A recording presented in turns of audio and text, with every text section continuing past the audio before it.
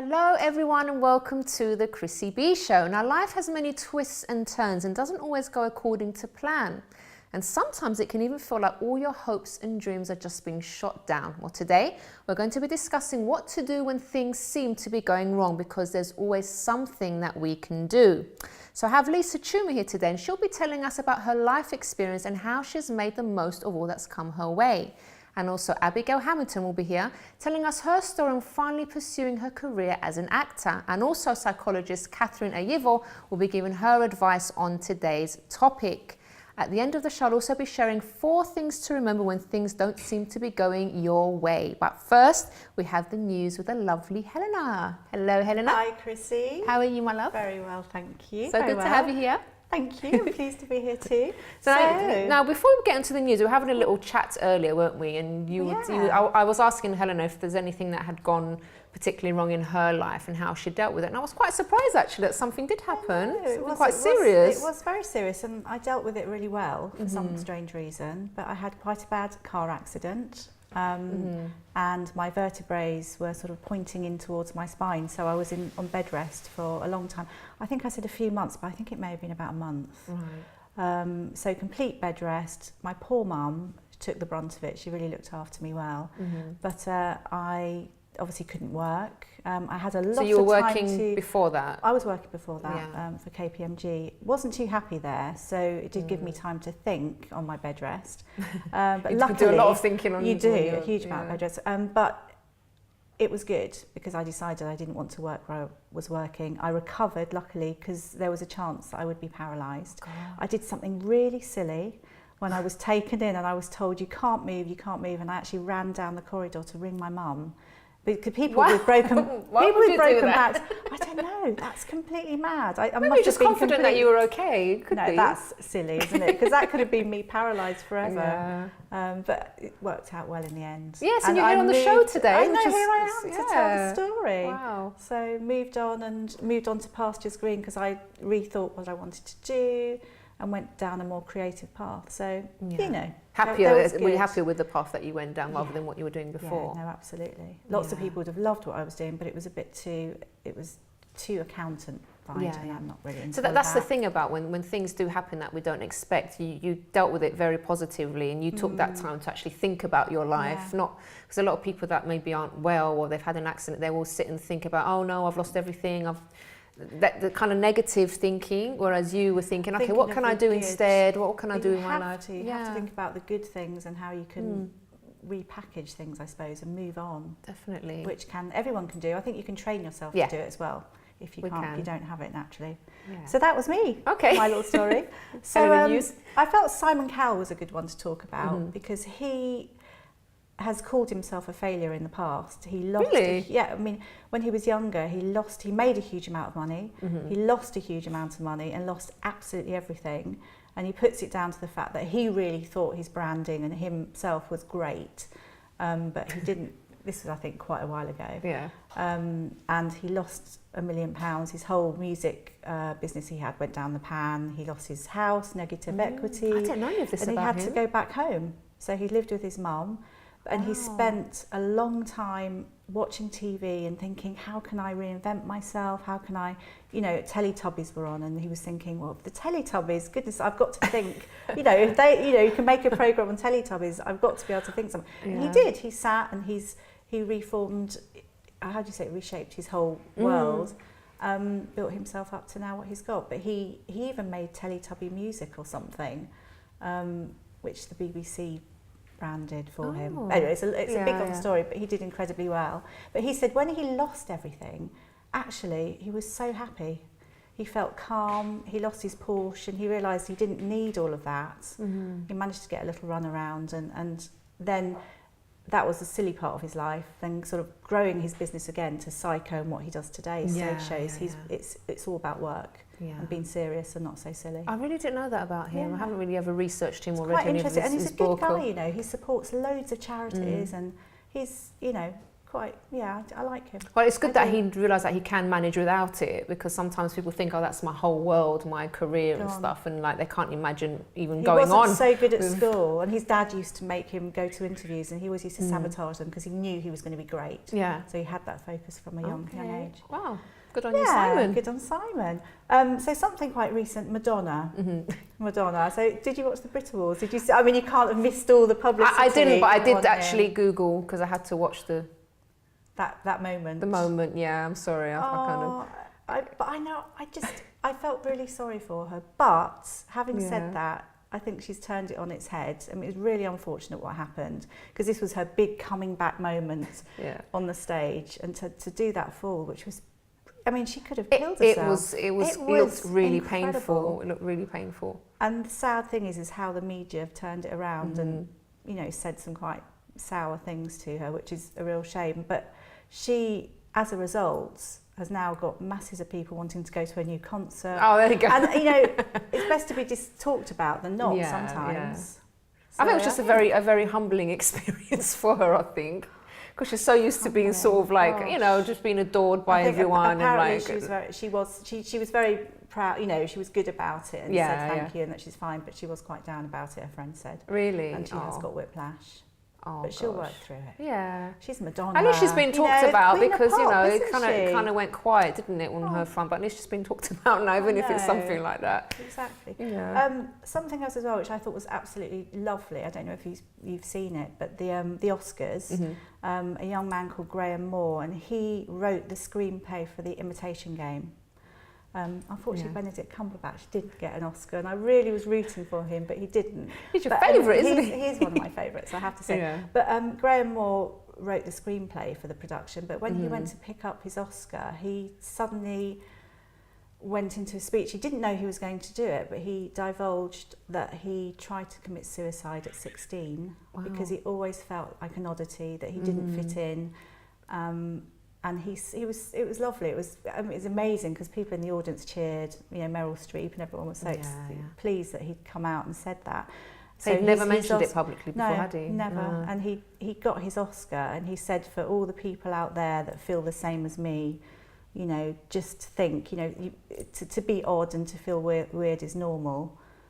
Just be strong, be who you are, and one day you'll be in my place collecting an Oscar, giving the same award to someone else. So it was just a really lovely moment. That's the thing, because when people feel like that, they can't many people can't sort of see beyond what's going on at that particular moment. They can't imagine, but you have to force your mind to think of what could be instead, because it's not going to last forever. This situation maybe that you guys are going through at home, if you're watching, you're going through a difficult situation, it's not going to last forever. You can always do something about it or get help for it. Absolutely. And I think Taylor Swift as well was, you wouldn't think, because look how huge she is now, and she's just won a Brit Award as well. But she, again, was incredibly odd, didn't fit in, was bullied, didn't have any friends. And she, at the time, thought, I'm going to do something about this, and pushed herself into her music. And it was funny for her to go back to the town she grew up in, because all the girls that bullied her were there at her concerts, wearing her T-shirt with her face. And it's just madness. Wow. You'd never think it, but, you know, it's been able to refocus and use all that energy to push yourself forward and do something good. So yeah, really exciting. We've got time for one more. Sort of, Kate Middleton, she was given a wonderful message to do with Children's Mental Health Week. And it sort of works in a sense, because there's a huge stigma with children getting help, mental health help.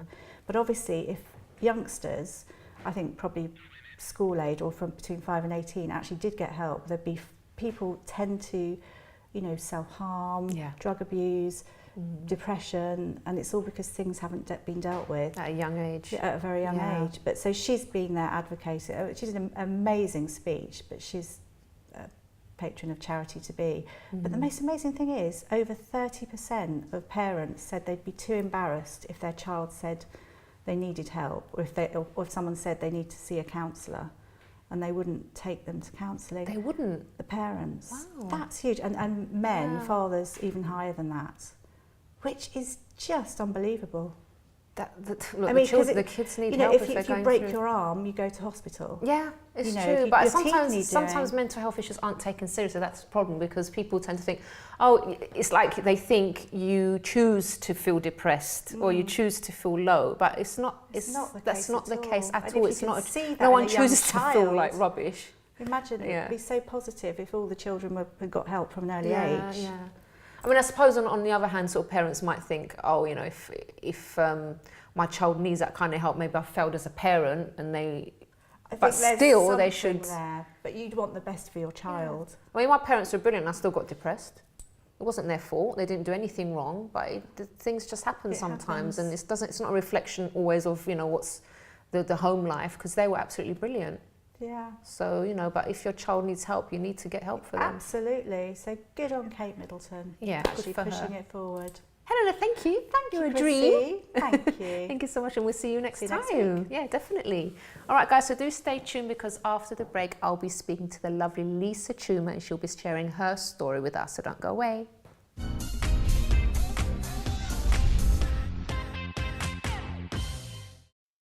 Don't forget to subscribe to the Chrissy B Show, always aiming to show you the happier side of life.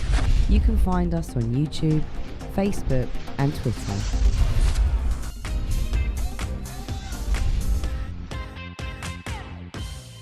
Welcome back, everyone. So today on the show, we're talking about what to do when things go wrong, and to illustrate when things seem to take a turn for the worst, or when you kind of get blocked in life. Let's take a look at this challenge that Cheryl did.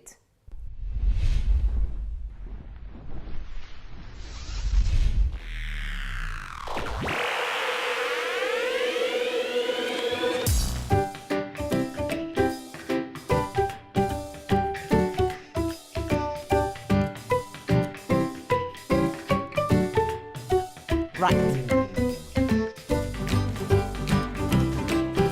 Dead end.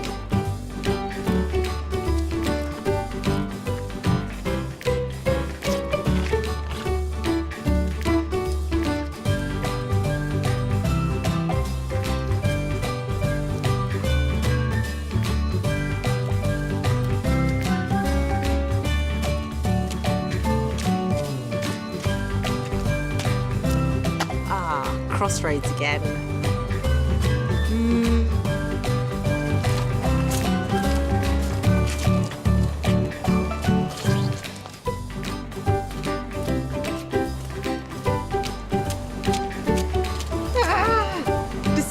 Decisions.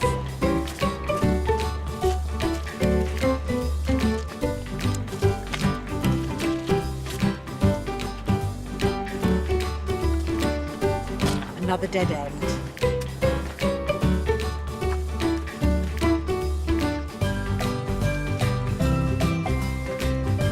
I'm lost. I'm actually lost. Let's try it this way. I'm starting to think this maze is playing tricks on me. Okay, I think this is it. This is it.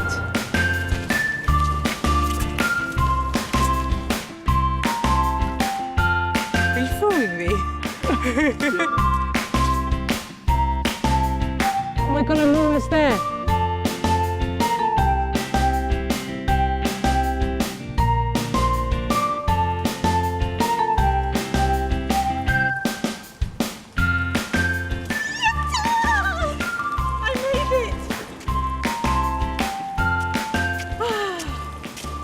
That was not easy. I've got my feet soaked. I had to keep going back on myself. I had to decide which way to go out of the 3 ways. But in the end, I got there.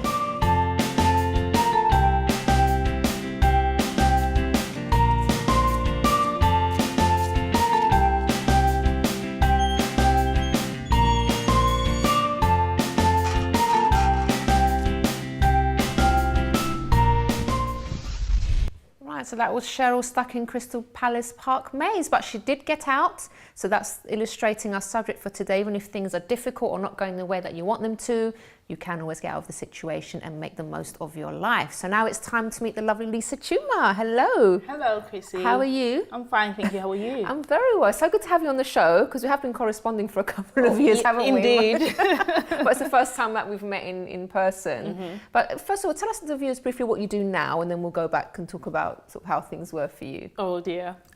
Basically, I am on a mission to promote as many female business owners as possible. So I am supporting female business owners with a platform that helps them to boost visibility for their businesses, as well as a platform that gives them an opportunity to connect, to collaborate, and grow their business reach. Because that I think the new business growth now for me, I see it as collaboration, and this is something that I'm trying to foster. Okay, and what's it called, your business? That you have? It's actually called the Women's Expo, Switzerland, because that's where I'm based. So it's basically, it's an exhibition mainly to promote female business owners. So everybody that's showcasing their businesses there are a woman with a business.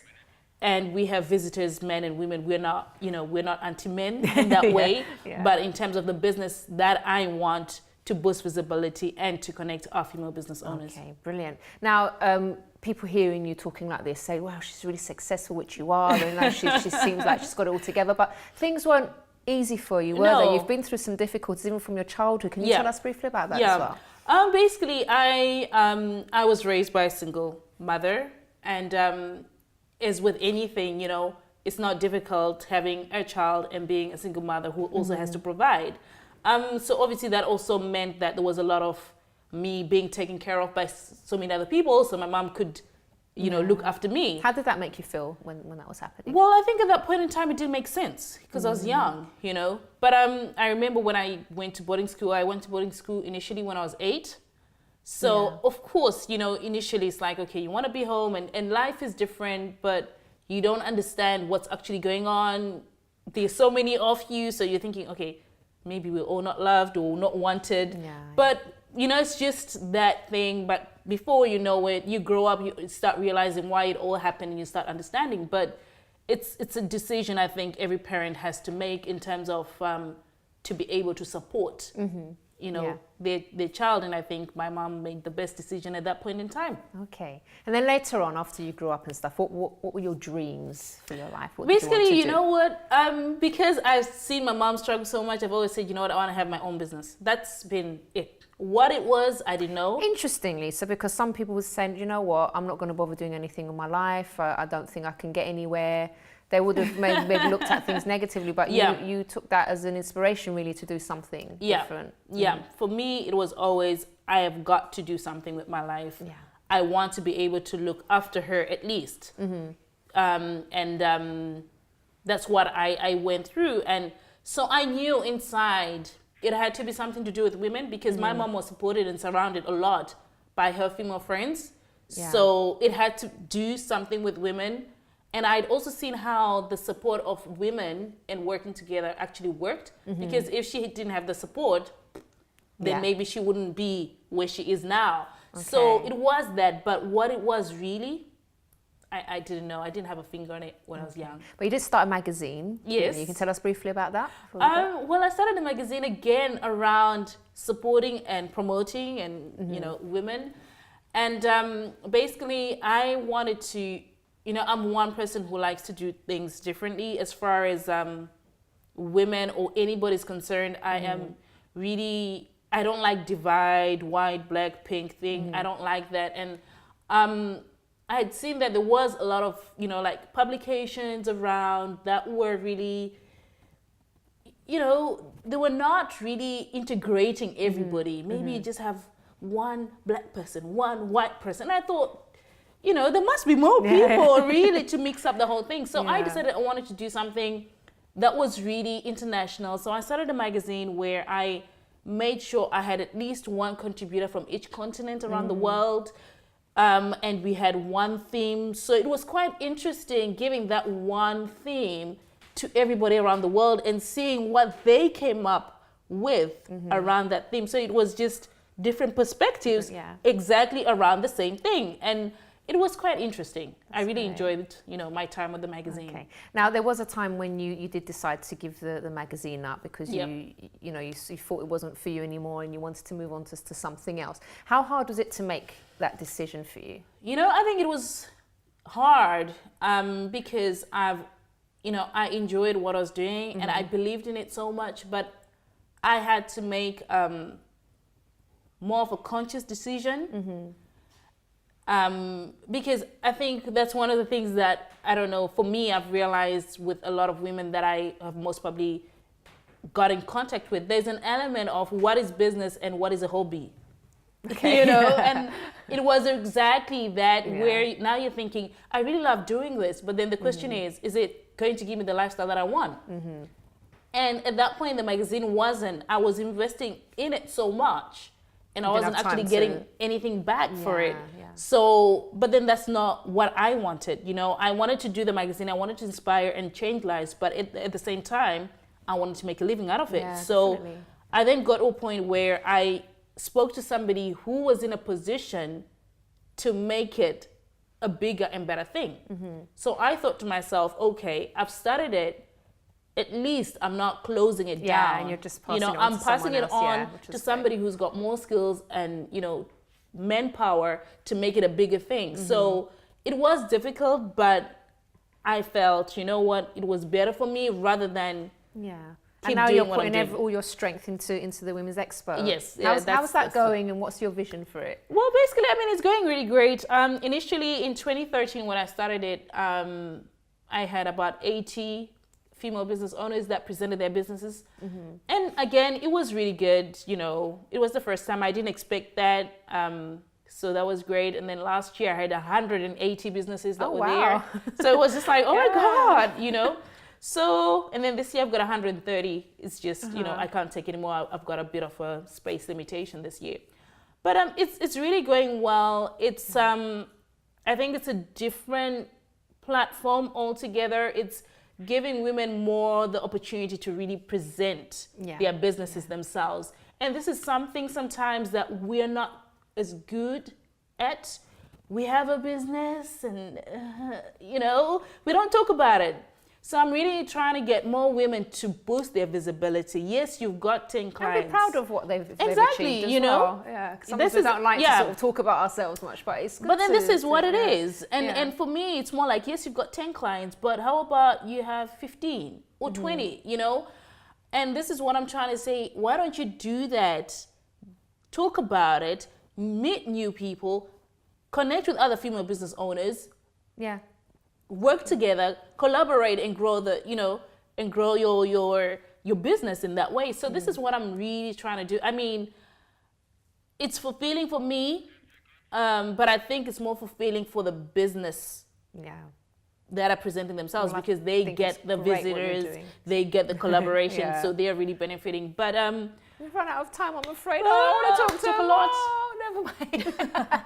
Lisa, thank you so much for coming on to talk about everything. And I Okay. wish you all the best, and I'm sure you're going to do brilliantly. No, and yeah. do keep in touch and let us know how it's going. Indeed, All right, I thank will. you, my darling. All right, thank All you. right, guys, so do stay tuned because we do have more. After the break, we'll be speaking to Abigail Hamilton about how she overcame all the obstacles life has thrown at her.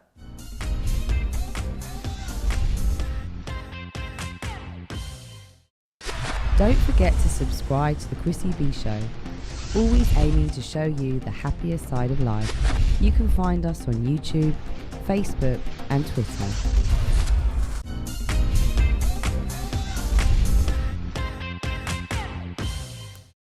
Welcome back, everyone, and now it's time to talk to the lovely Abigail Hamilton. Hello, Abigail. Hi, Lovely to have you on the show. thank you. Now, you're a lovely lady and you're a big smile, but you didn't go for an easy time at all, did you? No, I didn't. Can you tell us about some of the things that happened to you? Well, I'm 74 now, and when I was 42, I lost my lovely man. And we'd made great plans. In fact, we had just put a deposit down on a great big house in Finchley, which I had put my deposit on, and I was going to buy it with the money from my flat, and we were going to put it back into being a lovely family home instead of 9 bed sits for us. And I lost him. And I had 2 weeks to sell the house on, which I couldn't do. So I had to go through with the sale, with the purchase, because otherwise I'd have lost my deposit. Abigail, can I just ask you, was it a sudden death or was he sick? I'm and you- afraid so, yes. It was sudden, so it was really Well, like I a kept shock. saying to him, darling, you don't get indigestion down your left arm. And he was saying, don't worry, don't worry, don't worry. Oh, I guess we all know what killed him. Yeah. okay. Anyway, so it was like standing at the bottom of a well and looking up. And everything seemed to be 100 feet away up there. And I was at the bottom of it looking up. And I had this great big house, which was in a terribly tatty state. And I had to buy it because I couldn't get anybody else to take it off me, or I would have lost my 10% deposit. So I spent 2.5 years getting the right kind of planning permission, and I borrowed money. And in those days, to borrow money to do a property, I walked into my bank and I told him what I wanted to do. And he said, how much do you need? And I said, probably about 70,000. He said, well, I'll give you 75 just to be on the safe side. And that was that. Unfortunately, he shouldn't have done that. And so he had to say, well, I'm sorry, you can't have all of that. So I went to somebody else and I borrowed money from them. And take a deep breath, 25% in those days. Wow. But eventually, I managed to sell the front flat to a very nice young couple. And with the money I got from that, I did the top floor flat. And I was left with the shell of the ground floor flat. And then the bank foreclosed on me. Oh, God. So I was left in a rented flat that we'd taken whilst we did the house in Finchley up. I went to night school. I took City and Guilds Part 1 and 2 in domestic electrics, and I learnt how to rewire a kettle, how to rewire a plug, how to do this, how to do that, how to unblock a sink. Abigail, what you're saying is quite amazing because it's like so much happened in such a short space of Yes. time. It's like your whole world came crashing down, and yet you were there sorting everything out and doing. Where did you get that strength from? I mocked it up. I'm an actor. So I had to play the part of somebody who was terribly proficient. And underneath it all, I was just screaming. Did you ever speak to anyone about how you were feeling, or did you kind of... No, I sound kept like- it all bottled inside. Really? And it used up an enormous amount of energy. But I was playing the part of somebody who could cope, and I did cope. And I got a job at the British Feather Company and sold feather cushions. And then on the way home, I did ironing for a family of 6 kids. And the wife was busy, so she didn't want to do the ironing. And when I got home, I did upholstery and dressmaking. I was working 15-hour days for about 5 years. Wow. But I kept my head up above the water. And the 2 flats were sold. And the 3rd flat, which was not even complete, there wasn't a sitting room for it. It just lurked there quietly. And when the bank came to me and said, look, I'm sorry, but this £18,000 loan of yours has rolled up to £35,000 because we've been adding the interest on, and we'd like you to pay it back now. And my doctor wrote to them and said, I have advised my client to go bankrupt because she is suffering such immense stress, she will go under. And they looked at the paperwork, they realised if I bankrupted me, the owners of the rented property, which by that time I'd had to buy because the owner had died, and it was either buy that too or get out. And they'd given me 100% mortgage. So I'm pedaling away like crazy underwater, like a swan. On the surface, I was all calm.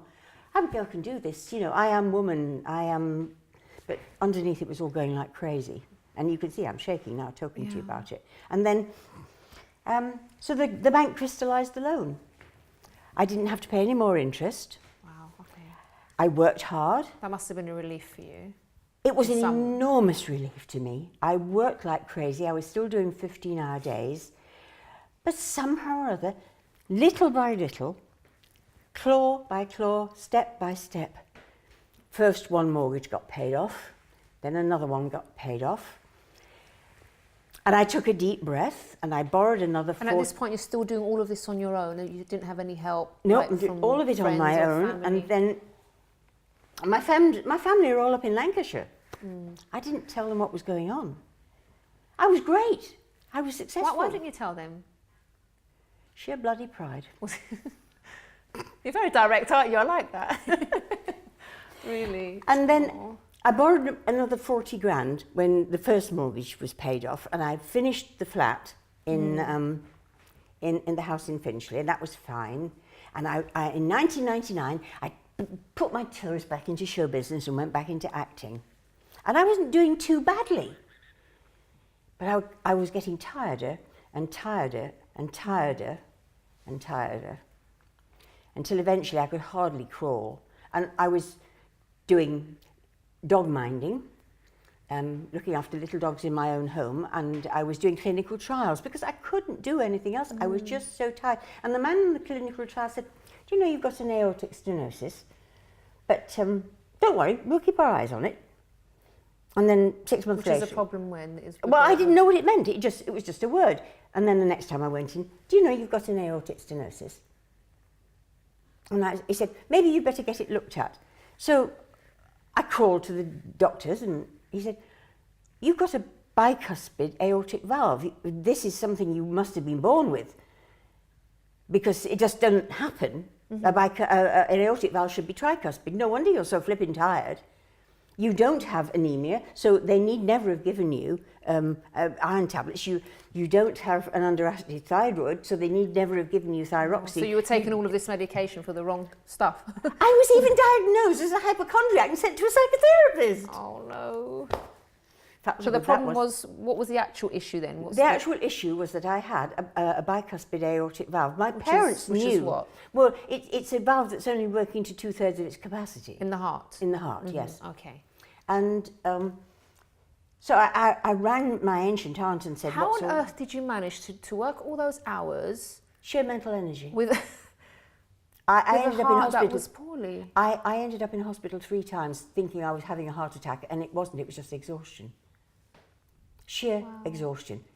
I didn't know when to stop pushing myself. Yeah. I thought, I push myself a little bit more, push myself a little bit more. I can do it, I can do it. I am woman, I can do it. Abigail, we've got about 3 minutes left. I want to hear now how you went from all this these troubles really and these struggles to being an actress today, because we went back to your first love, because you were an actress before. Yes. Before all this happened, and it was always there. Was it always there in your mind, like you want to get back Chrissy, to it? cut me off at the waist and you would read actor written round me like Blackpool in a stick of rock. I went into hospital. They brought me in. It was July the 2nd. It was my 69th birthday, and I thought, shall I go in? Yes, they'll know it's my 69th birthday. And they did. They said, do you want to come in on the 13th? Do you want to come in on the 20th? And they zipped me open. I said, please don't cut me all the way to my sternum, because I am an actor. Yeah. And they didn't. The scar only comes up to here. Okay. 18 months later, I went back into the business. I found a lovely agent who took me on. She'd been working for a very big company, and she set up on her own, and she took me with her. And the nicest thing that happened altogether was 6 months ago. Now, the house I'm living in at the moment is 4 stories, and the lift sometimes sticks on the top floor, right? So I'm in the habit of ringing the bell on flat 7 saying, darling, shut the lift door, will you? It didn't work, so I went up. Why the bloody hell didn't you answer your bell? He's 6 foot tall, he's got blue eyes, he's about 30, and he's gorgeous. Oh, I'm terribly sorry, he said. I assume you live here. I said, yes, I'm 2 floors below you. So he said, well, look, I'll give you my phone number, and if it ever happens again, ring me, and if I'm in, I will shut the lift door for you. 2 hours later, there's a ring on my doorbell. I'm just out for a bite of supper. Do you fancy coming out with me just to say sorry? And then it was, do you fancy coming out with me to the pictures and to say sorry? And then it was, oh, do you mind if I give you a cuddle? And I'm saying, no, hang on a minute, I'm 45 years older than you. And I thought, my God, men fancy me. So I joined a dating website, and I've What about your acting? Oh! What happened with that? Oh, my acting. Oh, my acting's doing very nicely, thank you. I've just played Ricky Gervais's mum in Gallivant from ABC Television in America. I've made 150 short films in the last 4 years. I've done 6 feature films. I was in the Keith Lemon film. I was in the one that was, One Chance, the man who won the first Britain's Got Talent. And that's going very nicely. But the thing what's it been like though, getting back into acting after having to work so hard to get yourself back up? How did that make you feel? It was just right. This is what I was meant to do, Chrissy. This is what I'm meant to be, behind a camera, creating a story, making people laugh, or making people go, oh my God, she didn't do that, did she? It's the magic of telling a story. It's not look at me, aren't I wonderful? It's listen to me, I've got a story to tell. Okay. Abigail, I'd just like you to sort of maybe give a word for the viewers now that are maybe going through like a hard time. Things have gone wrong, things have happened that they weren't expecting to happen, and they're thinking, do you know what? I don't know what to do with my life anymore. I feel like giving up. What would you say to them based on your experience? Because you sort of, in when someone would look at you at what you were going through, was like, oh, why don't you just give up? But you didn't, and you kept going. So what advice would you give to the Do you know, viewers the at most difficult thing to do to get back on your feet again is to take that first step. Confucius said, the start of a 1,000-mile journey is the first step. And if you can just take one little tiny step, and then maybe the next day take 2 more. But don't try and run. Don't try and be the United Nations and solve your problems overnight. Just find one small thing that you can do to make things a little bit better, and just take it baby steps at a time. Brilliant. Abigail, it's been an absolute pleasure speaking to you, and I wish you all the best with your acting. That's great. Thank you so much. You're welcome. Alrighty, so it's time to go to a break, and after the break, I'll be speaking to psychologist Katherine Ayivor, who we're talking about the different ways people can cope with life if things do seem to be going a bit pear-shaped. So don't go away.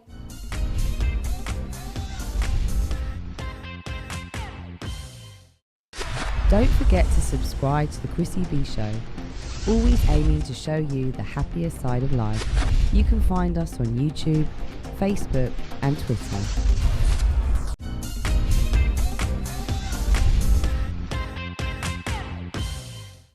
Welcome back to the show. So now it's time to talk to psychologist Katherine Ayivor about what to do when things do seem to be going wrong. Hello, Katherine. Hi there. How are you, my love? I'm good, thank you. How are you? I'm good, thank you. Nice to see you again. Good to see you. It's been a little while. Yeah, it has. So we've had a couple of guests on today talking about sort of things that happened to them throughout their life and how they overcame that. And they've both been very positive. But there are instances where things can go wrong in a person's life, and instead of sort of seeing a way out, they seem to get very negative and caught in this cycle. What advice would you give as a psychologist that when something maybe that a person wasn't prepared for happens, how should they deal with it? I think it's obviously important to sort of think about the fact that that is life, and things do happen that we're not always expecting or anticipating. And I think one of the things that I always say that is really important is for people to sort of, when unexpected things happen, is rather than seeing it as, let's say, something that is abnormal, actually, if you look at it as this is more normal, this is more sort of what you can expect in life, that sometimes can reduce the initial kind of distress, because sometimes people get caught up in that sort of feelings of what have I done wrong, or I'm not coping, that's why I'm struggling. And I think if you can just acknowledge that actually problems, they're a normal part of life, and then start focusing on sometimes what can I do to sort of we say problem solve. So rather than, like you mentioned there, people get caught in that cycle where they just go round and round and round with the problem and all the things that are wrong. At some point you need to be thinking about how to break from that.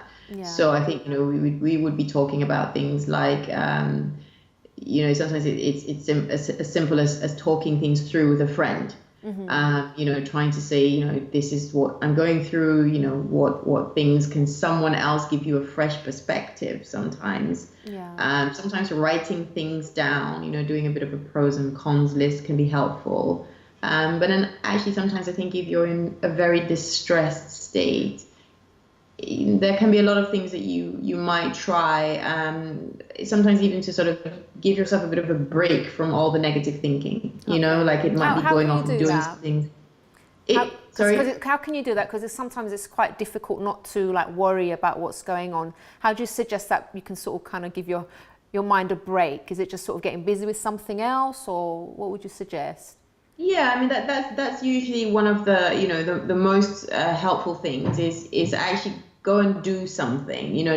Don't try. It's easy to say don't, but try not to sort of isolate yourself, withdraw away, and spend all your time just really brooding about what's wrong. You might want to go and do something you normally enjoy, again, with the acceptance that you might not find yourself enjoying it as much as you normally do. And that sometimes puts people off because they think, well, what's the point? I'm not going to like it as much as I normally do because my mind's not really in the right place. But you'll find afterwards that you probably felt a little bit better than you did at the start. And it's things like that that can help, you know, and I think sometimes it can be also tackling the problem head on, because I think people can tend to avoid what's wrong. So it's not about, let's say, distracting yourself to the point that you're burying your head in the sand. Yeah. It's a, you know, so it's a fine balance, but, you know, sometimes I think it can be, you know, like we said, actually thinking through what the problem is and, you know, actually working through it, looking for some kind of sometimes creative strategies. Sometimes it can also be about, you know, depends how long the problem's been going on for. If it's quite a new thing, then maybe one of these short-lived strategies could work. You know, maybe going and doing a yoga class, maybe taking a bath, you know, maybe going for a run if you're someone who's quite physical. You know, sometimes if it's a problem that's been sort of long-standing, you might find that the shorter strategies or the more succinct strategies don't have as much effect. And you might want to look at things like sometimes just changing your scenery. You know, people go away for a weekend, you know, just go and stay with a friend. You don't have to spend lots of money, but, you know, you just sometimes removing yourself from the context can allow you to break from all the reminders. Because I think sometimes you will probably have experienced that. You know, you're worried about something. As soon as you come into, let's say, your home environment, it just starts it all off again. You know, sometimes I think being away somewhere different can allow you just to physically break from what's going on. Katherine, when would you say would be a good time then, or how would a person know when they need professional help? We normally say that, you know, if you are experiencing a level of distress that is affecting or interfering in your life, to such an extent that, let's say, you're not able to function.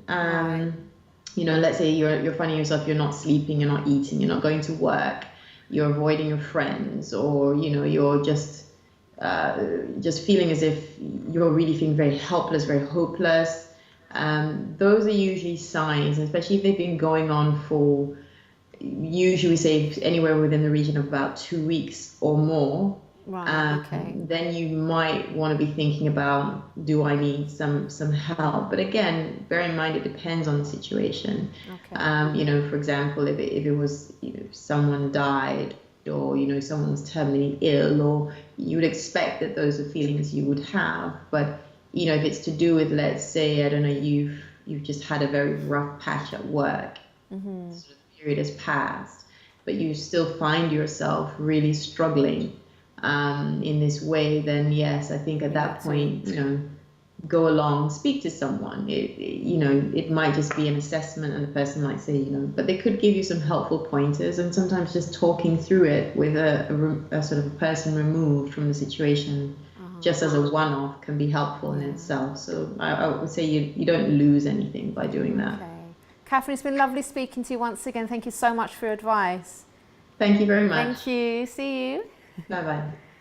Okay, so that was great advice again from the lovely Katherine. Okay, so now I'm going to quickly whiz through 4 points to remember when things do go wrong. So do remember that sometimes pain is part of growing. So it seems like maybe that a door's closed for you, and actually it could be a blessing in disguise. So you heard Helena talking earlier about how she did have a really bad accident, but while she was in hospital for a month or whatever it was, and she had the time to think, she started to think about doing different things with her life, and it turned out to be really good. So even though you might be going through something quite difficult, use that time anyway to think and to maybe what you can learn from that experience. So things might be painful right now, but learn from it and move on, and don't forget the lesson that it's taught you. And also, just because something happened, it doesn't mean that you're a failure. Things do go wrong for everyone at some point. It's just the way we react to it and how we deal with it. Also, remember that it's temporary. Normally, in most situations, maybe something that you're going through right now, it's not going to last forever. And it seems like it's taken over your whole world and you don't know what to do. But, you know, just as Katherine was saying, get advice from someone. You know, talk to people if you have to. Don't feel like you have to deal with it alone. Remember, it's not going to last forever. That life moves on, and you're going to move on too. Number 3, worrying and complaining isn't going to change the situation. Now, it's okay. I know when something happens, your first reaction is to really worry a lot, and you start complaining, and maybe you talk to everyone about it. There's a difference between complaining and a difference between opening up to someone. So try and use that energy, because I actually personally think that it takes a lot of energy to complain about something all the time. So use that energy instead of finding a way out of your situation. So instead of sort of dragging yourself down even further, then you actually looking for a way out of that situation. And also try and be grateful for what you have already, even though things might be going wrong now. But there are other things going on in your life that are probably really positive. And I'll just give you a very simple example. I have someone that works here, and she lost her phone. I think someone stole her phone last week. I know it's just a phone, it's just an example. So she lost her phone last week, and then she said, oh, but you know what? I've got my family and I've got my health and it's fine. And she just, instead of sort of wallowing in that, she just said, okay, I've got other things in my life. I don't need to worry about this particular thing and let it take over. So that's just a little thing that you can apply, you know, to if something has gone wrong for you. And number 4, keep moving. Don't be afraid to get back up, to try again. If it's something related to your love life, to love again, to live again, and even to have dreams. So maybe you were going for a certain dream in your life and it didn't work out. Change your dream or do something different to reach that same dream. So it's still there for you. Maybe you just have to change the way you were going about it, but doesn't mean that it's over. So, and just because, you know, as I said, just because you're having a hard time right now, it doesn't mean it's all finished. You're tougher than what you think you are, trust me.